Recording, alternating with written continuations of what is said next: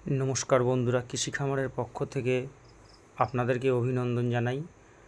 তা আজকে ওই যে চেম্বারটা আমার মাছটাকে তৈরি করেছি সেই চেম্বার থেকে আমি বড় চেম্বারে ট্রান্সফার করব। তা দেখতে থাকুন, মাছগুলোকে 10 দিনের রেণুপোনা আমি এই ট্যাঙ্কে শিফট করছি।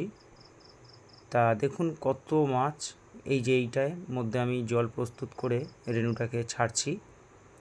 তা এইভাবে আপনারা করতে পারেন, নিজের চারা নিজে বানিয়ে নিন, ঠিক আছে। আর আমার লিঙ্কে নিচে দেওয়া স্ক্রিনে দেওয়া নম্বরে যোগাযোগ করবেন, অসুবিধা হলে আমাকে কল করুন। এছাড়া মাছ যদি আপনারা ভালো মানের পোনা নিতে চান তাহলে আমার স্ক্রিনে দেওয়া নাম্বারে যোগাযোগ করবেন। এছাড়া আরও জানাই, আপনারা নিজের চারা নিজে বানাবেন, তাহলে কিছুটা প্রফিটের দিকটা দেখতে পাবেন। আর দেখুন, বানানোটা তো সহজ নয়, মাছটাকে বাঁচানোটাই বড় কঠিন, ঠিক আছে। তো যাই হোক, আপনাদেরকে আমি বলবো একটা কথা,